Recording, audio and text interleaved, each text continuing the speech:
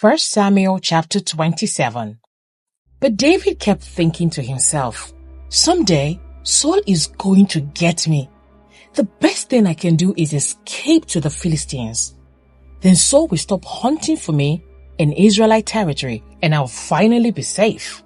So David took his 600 men and went over and joined Achish, son of Maok, the king of Gath. David and his men and their families settled there with Achish at Gath. David brought his 2 wives along with him, Ahinoam from Jezreel and Abigail, Nabal's widow from Carmel. Word soon reached Saul that David had fled to Gath, so he stopped hunting for him. One day, David said to Achish, "If it's all right with you, we would rather live in one of the country towns instead of here in the royal city." So Achish gave him the town of Ziklag, which still belongs to the kings of Judah to this day. And they lived there among the Philistines for 1 year and 4 months. David and his men spent their time raiding the Geshurite, the Girzites, and the Amalekites, people who had lived near Shur towards the end of Egypt since ancient times. David did not leave one person alive in the villages he attacked. He took the sheep, goats, cattle, donkeys, camels, and clothing before returning home to see King Achish. "Where did you raid today?" Achish would ask, and David would reply, "Against the south of Judah, the Jerahmeelites and the Kenites." No one was left alive to come to Gath and tell where he had really been. This happened again and again while he was living among the Philistines. Achish believed David and thought to himself, "By now, the people of Israel must hate him bitterly. Now he will have to stay here and serve me forever." 1 Samuel chapter 28. About that time, the Philistines mustered their armies for another war with Israel. King Achish told David, "You and your men will be expected to join me in battle." "Very well," David agreed. "Now you will see for yourself what we can do." Then Achish told David, "I will make you my personal bodyguard for life." Meanwhile, Samuel had died and all Israel had mourned for him. He was buried in Ramah, his hometown, and Saul had banned from the land of Israel all mediums and those who consult the spirits of the dead. The Philistines set up their camp at Shunem, and Saul gathered all the army of Israel and camped at Gilboa.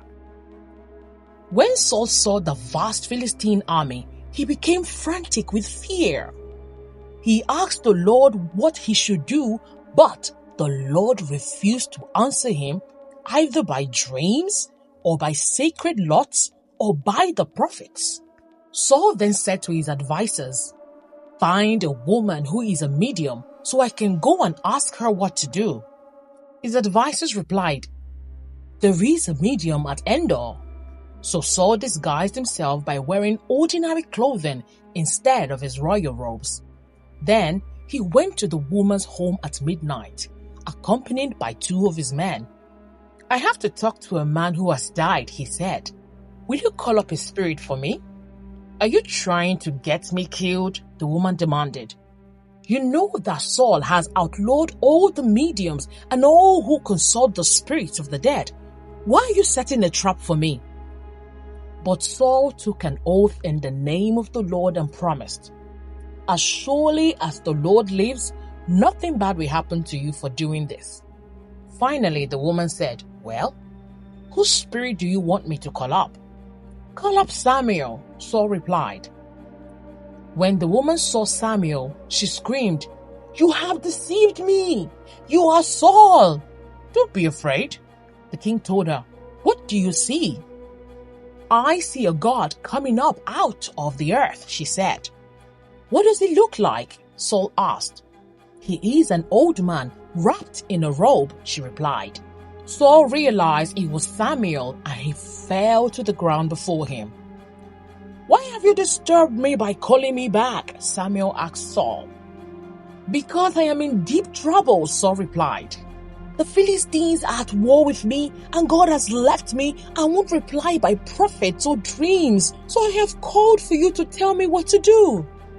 But Samuel replied, "Why ask me, since the Lord has left you and has become your enemy? The Lord has done just as he said he would. He has torn the kingdom from you and is giving it to your rival David. The Lord has done this to you today because you refuse to carry out his fierce anger against the Amalekites. What's more, the Lord will hand you and the army of Israel over to the Philistines tomorrow, and you and your sons will be here with me. The Lord will bring down the entire army of Israel in defeat." Saul fell full length on the ground, paralyzed with fright because of Samuel's words. He was also faint with hunger, for he had eaten nothing all day and all night. When the woman saw how distraught he was, she said, "Sir, I obeyed your command at the risk of my life. Now what do I say? And let me give you a little something to eat so you can regain your strength for the trip back." But Saul refused to eat anything. Then his advisers joined the woman in urging him to eat. So he finally yielded and got up from the ground and sat on the couch. The woman had been fattening a calf, so she hurried out and killed it. She brought the meal to Saul and his advisers. She took some flour, kneaded it into dough, and baked leavened bread, and they ate it. Then they went out into the night.